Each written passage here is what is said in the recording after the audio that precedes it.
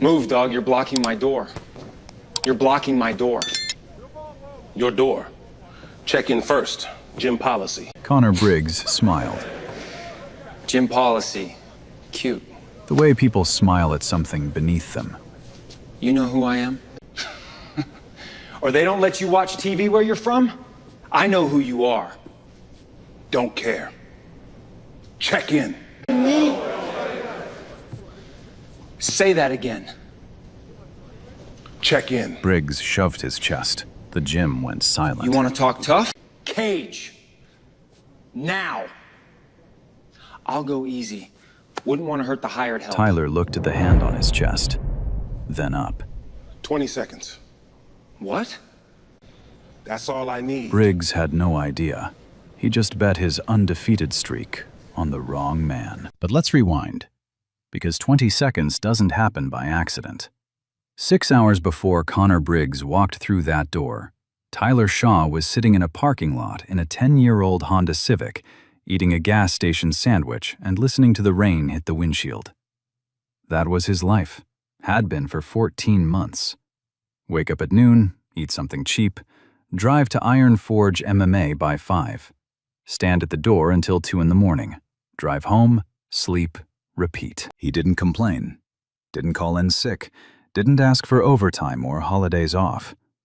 When the gym flooded during a storm in March, Tyler was the one who showed up 3 hours early with a mop and a bucket and didn't say a word about it. When a drunk wandered in at midnight looking for trouble, Tyler walked him outside by the elbow so gently, the man thanked him on the way out. No wife, no kids, no social media. A studio apartment on the east side of Austin with a mattress on the floor, a pull-up bar bolted to the bathroom door frame, and a shoebox under the bed he never opened. That was it.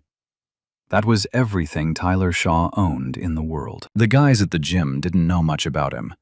They knew he was quiet. They knew he was big. The kind of big that made people cross the street without thinking about it. 240 pounds of something they couldn't quite name. They knew he never missed a shift, and they knew he watched the fighters. Not the way fans watch, not the way beginners watch. The way a man watches something he used to be. Coach Danny Wells noticed it first. Danny had been training fighters for 22 years in this same building, on these same mats. He'd seen enough to know the difference between a spectator and a soldier. The way Tyler stood, weight centered, hands loose but ready, chin slightly tucked like a habit carved into bone. The way his eyes tracked combinations before the coach even called them. The way he breathed when someone threw a sloppy hook, a sharp exhale through the nose, like a reflex he couldn't kill no matter how hard he tried. One night, about 3 months in, Danny walked up to him after the last fighter left. "You trained somewhere." It wasn't a question.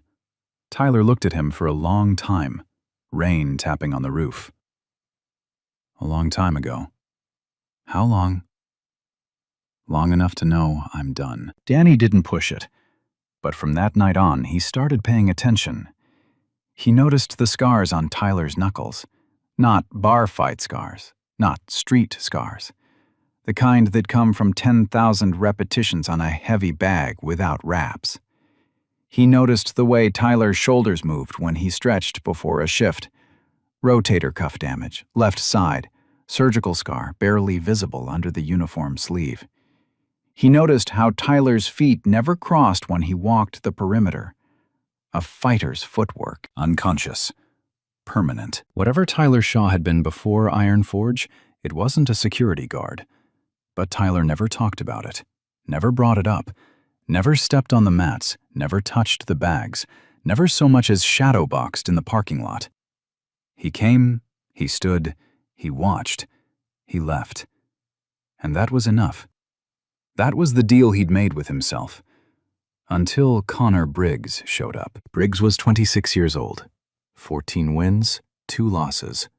A rising star in the regional MMA circuit, with a highlight reel full of first-round knockouts and a social media following that loved him for one reason. He talked trash like no one else. His whole brand was built on humiliation. He didn't just beat opponents, he mocked them, before, during, and after. He called out retired fighters, gym owners, random strangers on the street. Content. Always content. The camera was always rolling, and the worse he treated people, the more they watched. That Tuesday evening, Briggs pulled into the Iron Forge parking lot in a black Escalade with tinted windows. A white Range Rover followed. His cameraman, his manager, 2 training partners who laughed at everything he said. They walked in like they owned the building, and they walked right past Tyler Shaw without checking in. That's when it started. Tyler stepped in front of them before they made it past the front desk. "Gentlemen, need you to sign in." Briggs kept walking, didn't even look at him. One of the training partners, a stocky guy with a neck tattoo, waved Tyler off like he was swatting a fly. Tyler moved again, planted himself between them and the mats. "Nobody gets on the floor without signing in. Gym policy." Briggs finally stopped. He turned around slowly, looked Tyler up and down, shoes, uniform, badge, and let out a breath through his nose. "Bro, do you know who just walked into your little gym?" "I know the rules." "The rules." Briggs looked back at his crew. "He knows the rules." They laughed on cue. The cameraman adjusted his angle. Briggs pulled out his phone, held it up, started recording Tyler's face. "Yo, content alert. We got the world's most dedicated security guard right here. Won't let me in." He zoomed in on Tyler's badge. "Shaw, night security, making $12 an hour and he thinks he's the law." Tyler didn't flinch. "Sign in, or I'll have to ask you to leave." "Ask me to leave?" Briggs lowered the phone. The smile was gone now. "You're gonna ask me to leave? I bring more money to gyms like this in one post than you make in a year, and you're standing here, in your little uniform with your little badge, telling me what to do?"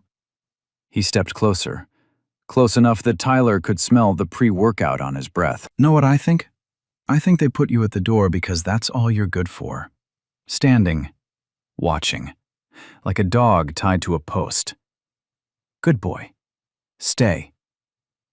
The gym had gone quiet. 12, maybe 15 people had stopped what they were doing. Wraps half-wound, water bottles frozen mid-sip. Everyone watching. Nobody saying a word. That's how it always worked. Tyler knew it. He'd seen it his whole life.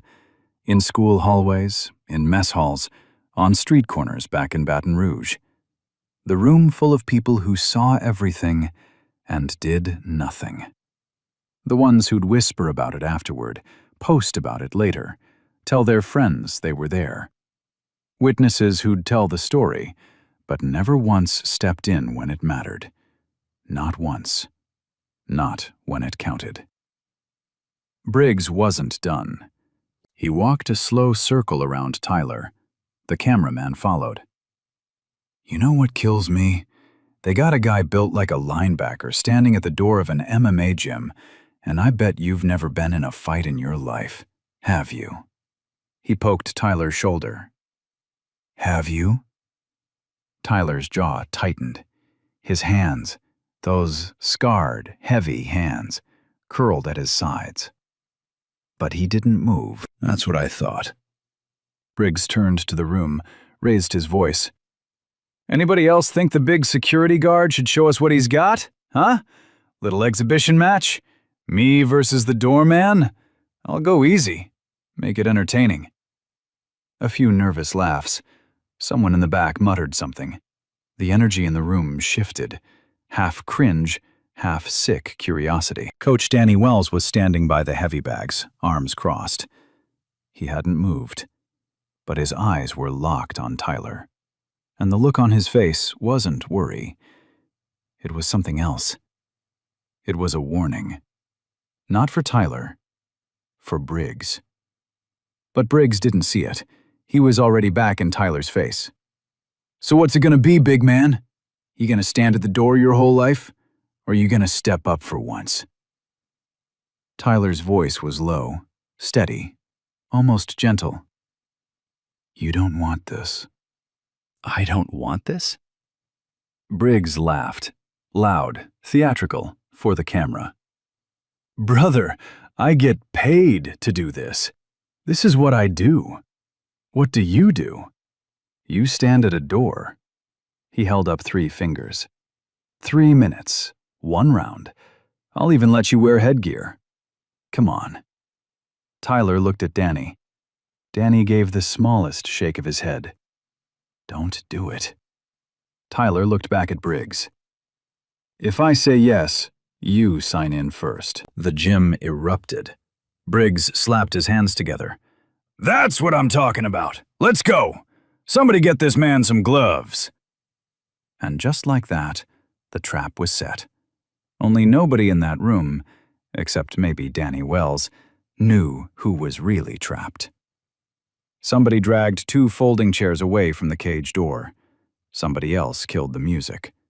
The overhead lights buzzed louder in the silence, that flat, fluorescent hum that makes everything feel like a hospital or a police station. Tyler walked to the bench by the wall. He unclipped his badge and set it down, folded his security jacket, precise, military sharp corners, like he'd done it 10,000 times before. Pulled the earpiece out and set it on top of the jacket. Unlaced his work boots, pulled them off, set them side by side, perfectly aligned. Every movement deliberate, every movement calm, like a ritual. Briggs was already in the cage, shadowboxing, bouncing on his toes, throwing combinations at the air. Fast, crisp, the kind of speed that ended up on highlight reels. His crew was hyping him up from outside the fence. "Let's go, Connor! Light work, baby! Put this on the channel!" The cameraman found his angle, and the red light blinked on. The gym had rearranged itself. People drifted toward the cage like iron filings toward a magnet. 15, then 18, then 22 people. Some stood on benches for a better view. Someone propped open the back door, and 3 guys from the parking lot wandered in. Phones out.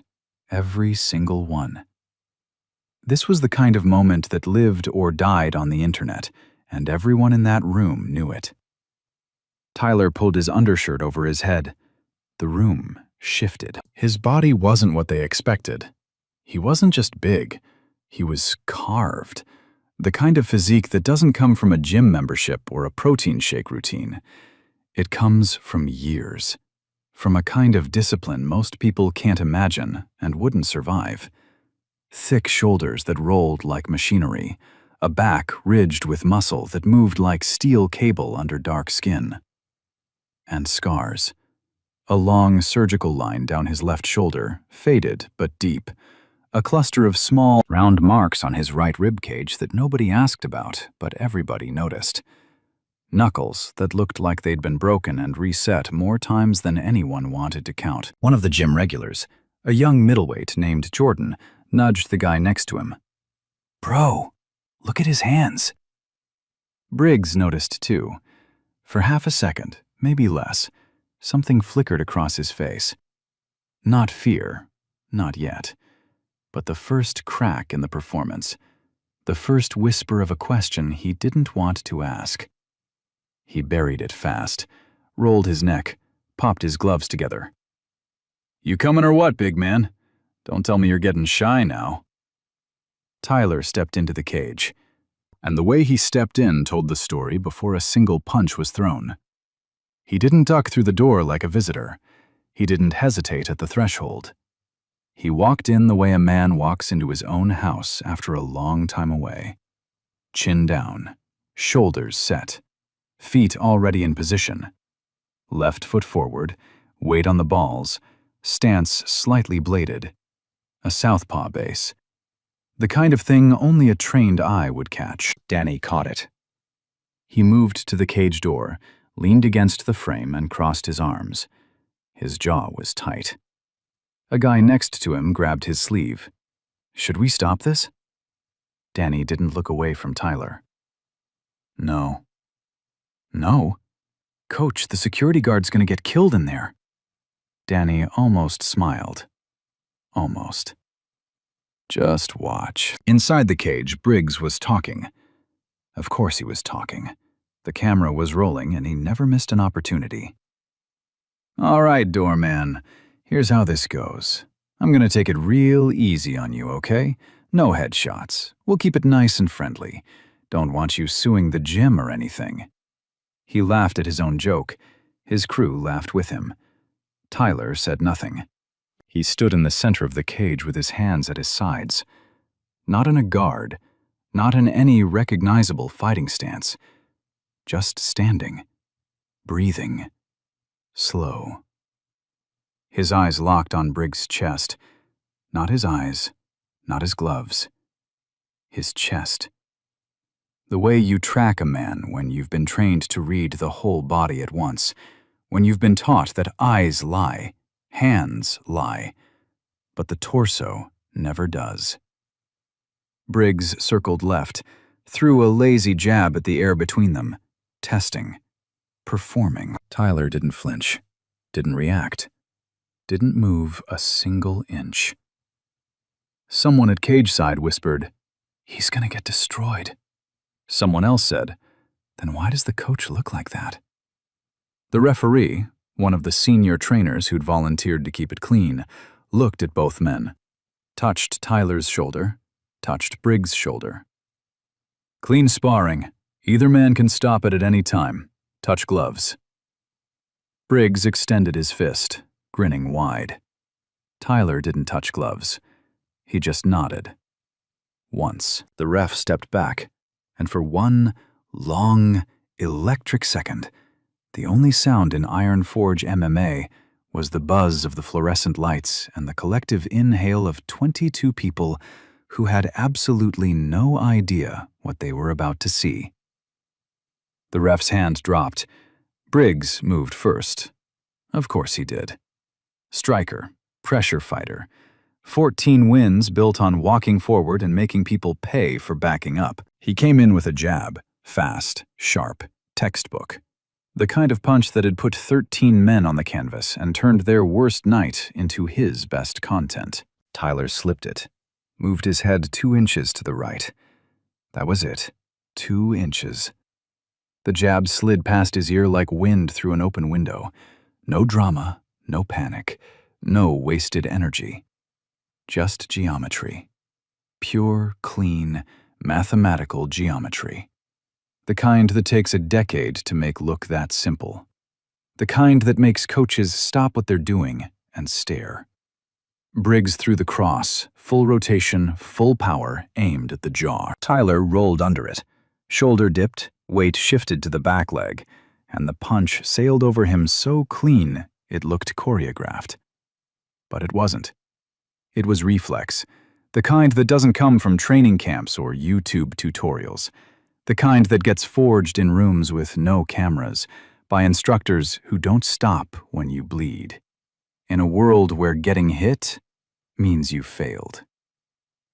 The crowd murmured. A few people at cage side leaned forward and grabbed the chain link. Briggs reset. 3-punch combination. Jab, cross, left hook. His bread and butter. The sequence that had ended more fights than any other weapon in his career. Tyler parried the jab with his right palm. Short, sharp, dismissive. Let the cross miss by an inch, head just barely offline.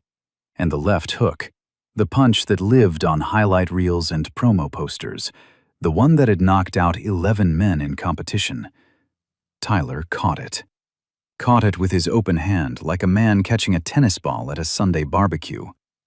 Calm, casual, almost bored. The gym went quiet.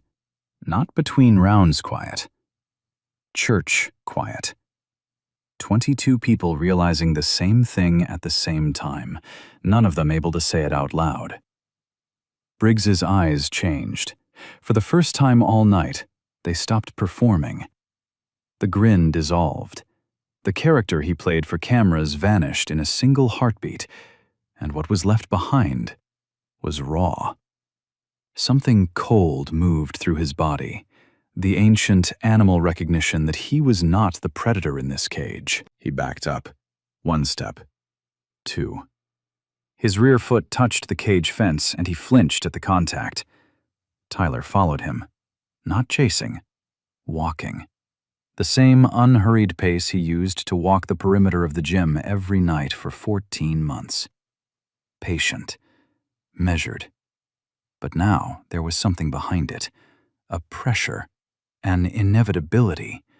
Like watching a door slowly close on a room with no windows and knowing nothing in the world could stop it. Briggs jabbed again, arm punching, desperate, just to create space. Tyler parried it down with the back of his wrist without looking at it. The way you brush a fly off your sleeve at dinner. 7 seconds in. Someone's phone was shaking because the hand holding it was trembling. Briggs's own cameraman lowered his camera for half a second, then caught himself and raised it back up. The look on his face said he already knew how this ended. Briggs threw a desperate right hand, wide, loaded, everything he had behind it. The kind of punch a man throws when technique walks out and survival instinct kicks in. A Hail Mary, a prayer wrapped in a fist. Tyler saw it before it started. He'd been reading Briggs' chest the whole time. The slight rotation of the shoulder, the weight shifting back, the small dip before the explosion. The telegraph so clear it might as well have been written in neon. He level changed. A level change. Hips drop, body shoots forward for a takedown. Good wrestlers do it in half a second. Great wrestlers do it faster. The best make it look like the floor opened up and swallowed you. Tyler did it like gravity stopped working for everyone except him. Right knee kissed the mat. Left arm hooked behind Briggs' knee. Right arm drove through the hip like a hydraulic press. One explosive motion. Muscle memory so deep it was closer to breathing than thinking. And he lifted Connor Briggs clean off the ground and drove him into the canvas. The impact sounded like a car door slamming in an empty parking garage. Briggs hit flat on his back. The air left his lungs in a raw, animal grunt that echoed off every wall. Eyes wide. Not from pain, not yet. From the sudden, complete, devastating understanding that he'd made the worst mistake of his life. 8 seconds. The crowd erupted. Oh! Someone knocked a water bottle off the bench. Someone grabbed the person next to them. A woman by the door covered her mouth with both hands. But Tyler wasn't listening. He was already moving, already transitioning, already past the takedown and into the next thing. Because in Tyler Shaw's world, the takedown was never the point. The takedown was never the finish. It was just the door. What came next was the room behind it. On the ground, everything changed. Standing up, a fight is a conversation. On the mat, it's a monologue. And from the moment Briggs' back hit canvas, only one man was talking. Tyler moved into side control before Briggs could think. Left arm across the throat, right arm controlling the far hip. All 240 pounds distributed with surgical precision across Briggs's chest. Not crushing, not punishing, controlling. The way a python handles prey, not with violence, but with patience. Briggs bridged, hard, threw his hips up with everything he had, trying to create space, trying to roll. Face red, veins in his neck standing out like rope under skin. Tyler absorbed it, didn't budge, didn't shift an inch. It was like watching a man try to bench press a building. 9 seconds. Briggs tried to shrimp, hips out, create distance, get back to guard. A fundamental escape. He'd drilled it 1,000 times in training. Tyler shut it down before it started. His right knee slid in, pinning Briggs' hip to the mat like a nail through wood. Left hand adjusted grip. The control was so tight, so seamless, it didn't look like a fight anymore. It looked like a lecture. A professor showing a class how the human body works when someone else owns every single joint. 10 seconds. Tyler transitioned. Smooth. Fast. Side control to mount in one fluid motion. Knee across the stomach, hips heavy, posture tall and perfect. Full mount. The most dominant position in grappling, the position that ends careers. Briggs panicked, pushed at Tyler's chest, slapped at his arms, tried to bump, tried to trap a wrist, tried every escape he'd ever been taught in 5 years of professional training. Nothing worked. Not one thing. Tyler didn't throw a single punch. Not one. No ground and pound, no elbows, no hammer fists. He could have. From mount, he could have ended it with strikes in 3 seconds. But that wasn't what this was about. This was never about hurting Connor Briggs. It was about showing him. 12 seconds. Tyler reached for Briggs' right arm. Casual, like picking up a pen off a desk. He isolated the wrist, pulled it across Briggs' own throat, and locked his head tight against it. Arm triangle position. A choke that uses a man's own limb as the weapon. Poetic, if you knew enough to appreciate it. Briggs felt the pressure building on his neck, and his eyes went wide. Real fear now. Not camera fear, not performance fear. The kind that floods the body with adrenaline and screams one word on repeat. Survive. He fought the choke, tucked his chin hard, stripped at Tyler's hands with everything he had left. 14 seconds. Tyler felt the defense, read it the way a chess player reads a board 3 moves ahead, and switched. One fluid movement, the kind that takes years to learn and a lifetime to master. He released the arm triangle, swam his right arm under Briggs's neck, and took the back. Both heels locked inside Briggs's thighs, hooks in.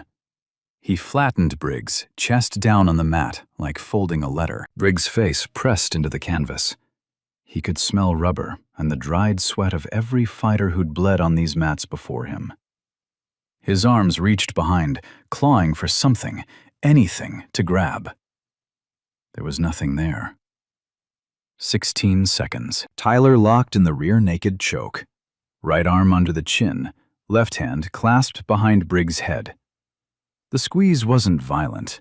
It wasn't angry. It was mechanical. Precise. The kind of pressure that doesn't scream at you. It whispers. It says, "This is over, and we both know it." Briggs' face turned dark red, then purple at the edges. His mouth opened, but no sound came out. Legs kicked once, twice, then went still.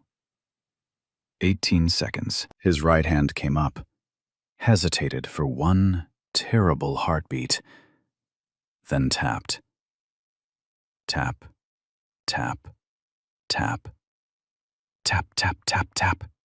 Frantic, desperate, the universal language of surrender. Tyler released, immediately. Clean. The choke disappeared the instant the first tap registered. He unwound his hooks, placed both palms flat on the mat, and pushed himself off Briggs' body with the same quiet precision he used to fold his security jacket every night. 20 seconds. He stood up. The gym was silent. 3 full seconds of absolute, suffocating silence.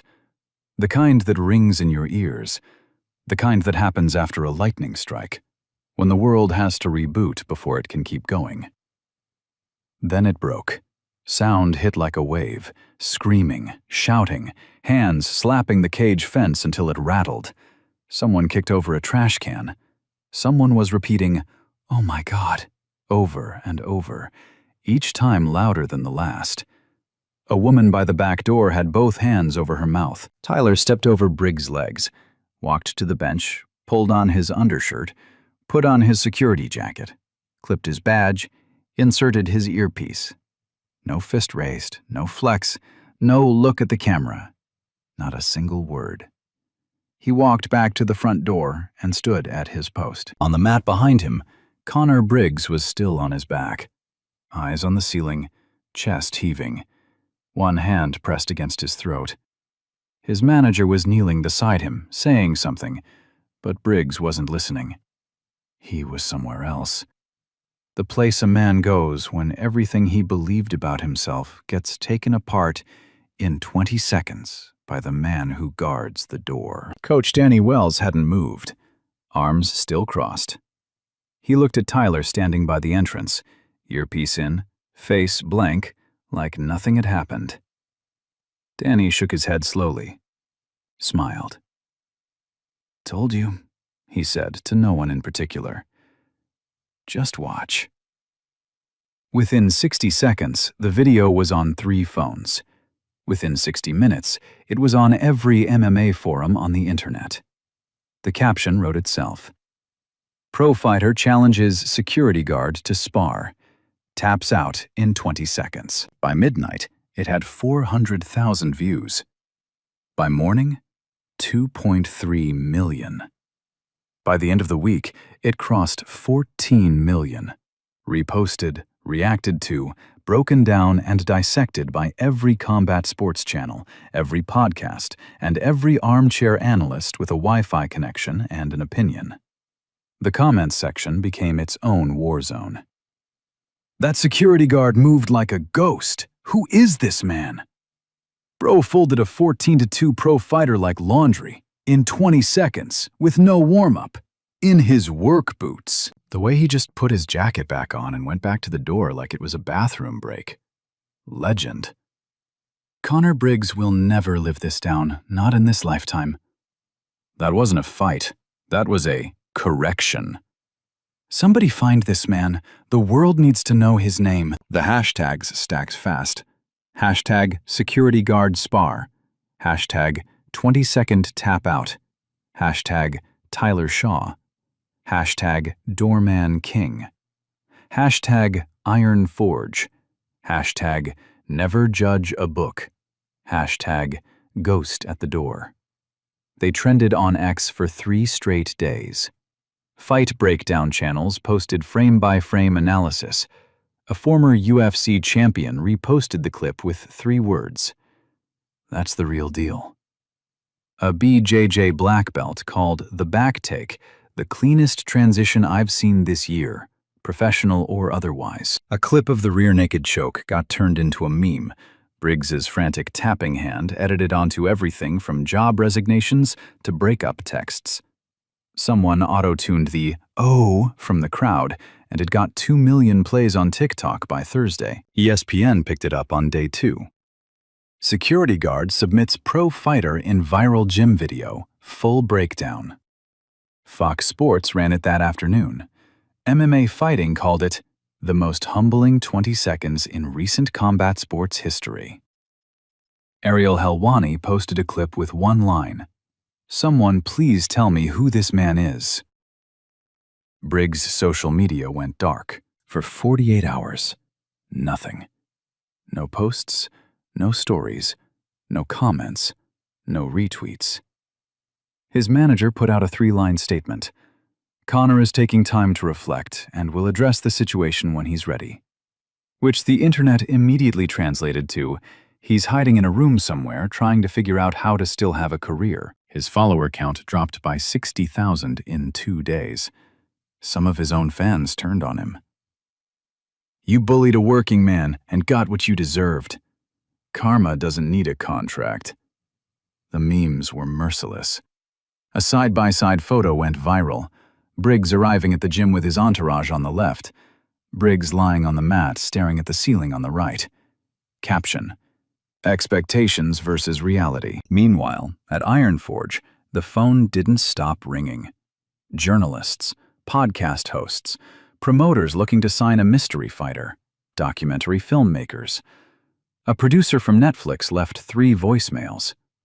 Everyone wanted the same thing. They wanted Tyler Shaw. Tyler didn't answer a single call, didn't respond to a single DM, didn't post, didn't give a single interview, didn't even watch the video of himself. On Wednesday morning, a reporter from MMA Fighting showed up at the gym with a camera crew and a boom mic. Tyler saw them from the parking lot, sat in his Honda Civic until they packed up and left, then walked in and clocked in for his shift like it was any other Tuesday. Marisol slid a coffee across the counter when he walked in. Black, no sugar, same as always. You know you're famous, right? Tyler took the coffee. I'm the night security, that's all. Tyler, you have 14 million views.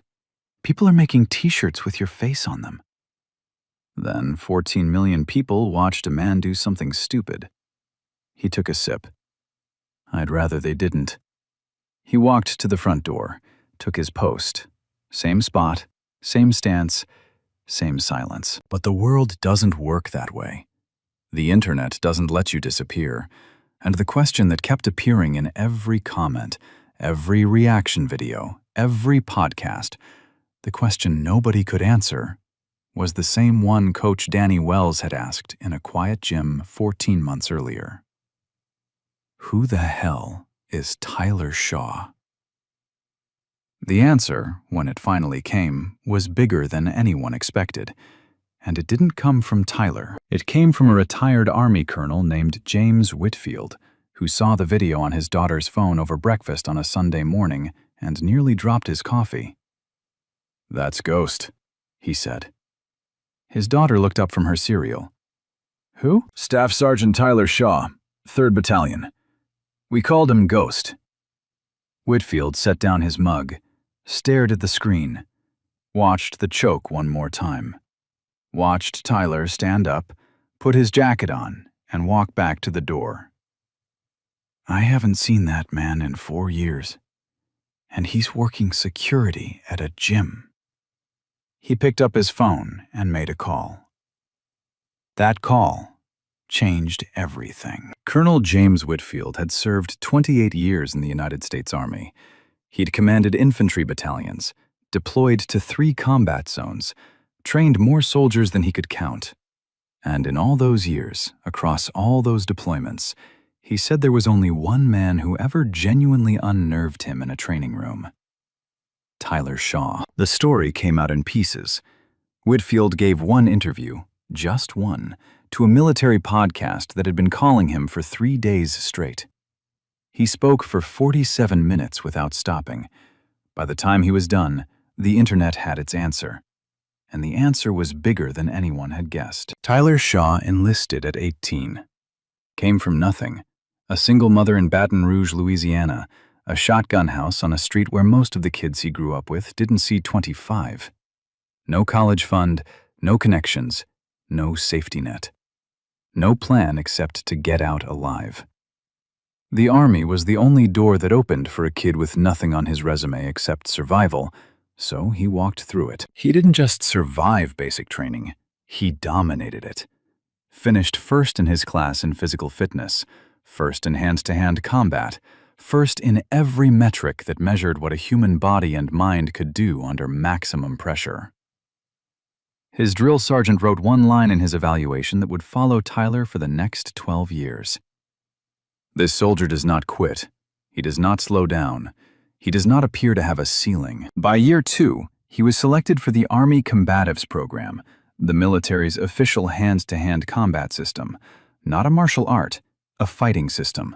A blend of Brazilian jiu-jitsu, freestyle wrestling, judo, and Muay Thai, designed not for trophies or sport, but for one purpose: to end threats in environments where weapons aren't an option. No points, no judges, no ref stoppage. You fight until someone can't continue. Tyler didn't just learn the system, he became the system. 3-time Army Combatives Champion, Heavyweight Division. Undefeated across 4 consecutive years of competition against the best fighters in the entire United States military. Soldiers, Marines, Special Forces operators, Army Rangers, Navy personnel. Tyler beat them all. Not with size, not with raw aggression. With technique so clean, so precise, that his instructors stopped teaching from textbooks and started using his sparring footage instead. They called him Ghost, not because he was invisible, because by the time you realized what he was doing to you, it was already done. His transitions were so fast, so fluid, so seamless, that opponents would describe the same experience over and over in their debriefs. "I was standing, and then I was tapping," and I have no idea what happened in between. One fighter compared it to falling asleep and waking up on the ground. Another said it was like being caught in a current, smooth, silent, and impossible to fight. By year 6, Tyler was pulled from regular duty and reassigned to Fort Bragg, now Fort Liberty, as a lead combatives instructor for Special Operations Units, Green Berets, Delta selection candidates, Tier 1 operators.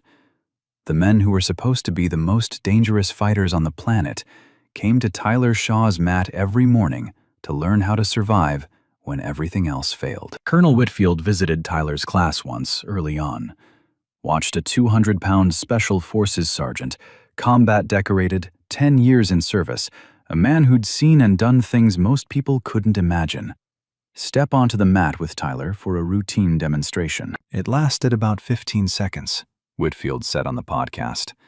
His voice was steady, but there was weight behind every word. And that sergeant was one of the best grapplers I'd ever seen in uniform. Tyler put him to sleep, standing, with a guillotine choke so fast I missed it the first time watching. I had to review the footage frame by frame. He paused, let the silence sit. That's who Connor Briggs challenged to a sparring match. A man who spent 6 years teaching the most elite soldiers in the American military how to neutralize human beings with their bare hands. And Briggs poked him in the chest and called him dog. Tyler served 12 years total. 3 deployments, Afghanistan twice, Iraq once. The operational details were classified, but Whitfield confirmed that Tyler had been involved in what the military calls direct action operations, which, in plain English, means close quarters combat. The real kind. The kind where there is no referee, no tap-out, and no second chance. The kind that doesn't end up on YouTube. He was honorably discharged 4 years ago after a rotator cuff injury that required 2 surgeries and ended his ability to perform at operational capacity. The Army offered him options: a desk job at the Pentagon, a training command at Benning, a pension pathway that would have set him up for life. Tyler turned them all down. He said he was tired, Whitfield recalled quietly. Not tired of the Army. Tired of hurting people. He told me he'd spent his entire adult life learning how to take human beings apart, and he wanted to spend whatever came next being still.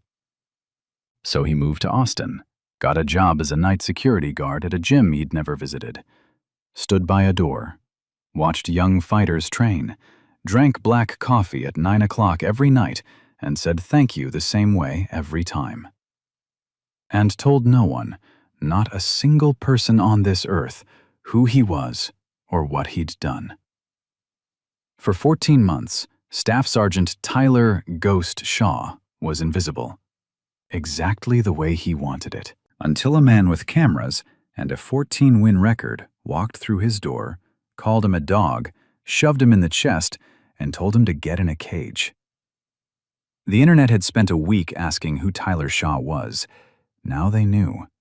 And the only question left wasn't about his record, his rank, or his past. It was about what came next. Connor Briggs posted his video on a Friday morning. It was 11 days after the fight. 11 days of silence. 11 days of the internet dragging his name through every gutter it could find. His manager told him to wait it out. His publicist told him to spin it. His training partners told him to pretend it never happened. Briggs did none of those things. He sat in his apartment, alone. No crew, no ring light, no editing. Just his phone propped against a water bottle on the kitchen table and the morning light coming through a window that needed cleaning. He looked tired. Not the kind of tired you get from training. The kind you get from not sleeping for 11 days, because every time you close your eyes, you feel 240 pounds on your chest and a forearm sliding under your chin.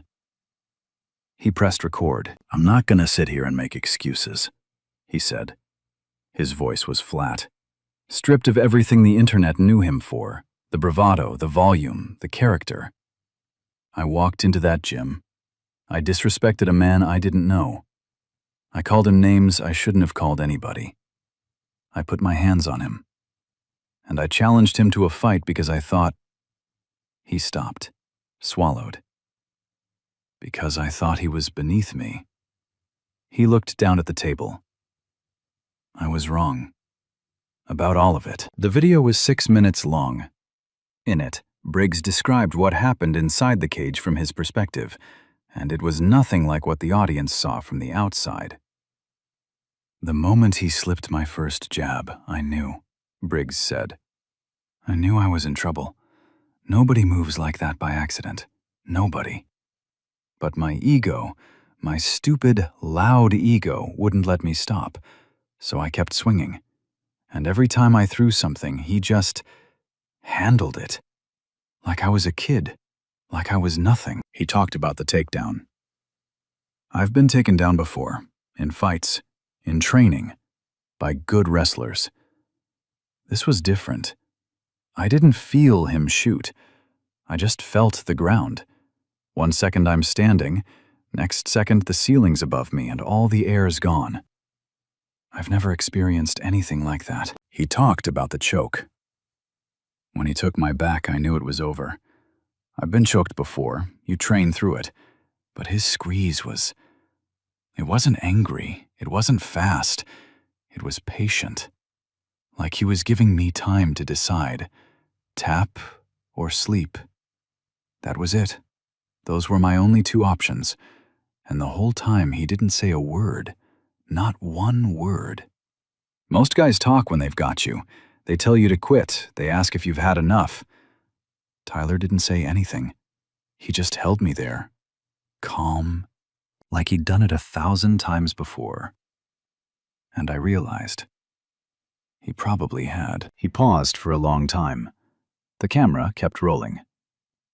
I tapped, obviously. And here's the thing that bothers me the most. He let go immediately. The second I tapped, he was off me. Clean, professional. No extra squeeze, no trash talk, nothing. He just stood up and walked away, put his jacket on, went back to the door. Briggs' voice cracked, and that's when it hit me. That man showed me more respect in 20 seconds than I showed him the entire night. He could have hurt me. Bad. He chose not to. He controlled the whole thing, every second, every position, and he chose to be gentle with the guy who called him a dog. He looked directly into the camera. Tyler, if you're watching this, and I know you probably aren't because you don't seem like the type, I'm sorry. Not for losing. I deserved to lose. I'm sorry for how I talked to you, for what I said, for treating you like you were less than me because of what you wore and what you looked like. That's on me. That's all on me. He took a breath. I've been fighting my whole career to prove I'm the toughest guy in the room. And the toughest guy I've ever met was standing at the door in a security uniform, drinking black coffee, not saying a word to anybody. He reached forward and stopped the recording. The video hit 10 million views in 48 hours. The comments were different this time. No mocking, no memes. People called it the most honest apology they'd ever seen from a public figure. This is what accountability looks like. Respect to Briggs for this. This took more guts than any fight he's ever had. Tyler never responded publicly, but Marisol told Danny that the morning after Briggs' video dropped, Tyler came in for his shift, set down his coffee, and said something he'd never said before. Tell Briggs I appreciate it. That was all. 5 words, and then he walked to the door. Tyler Shaw still works at Iron Forge MMA.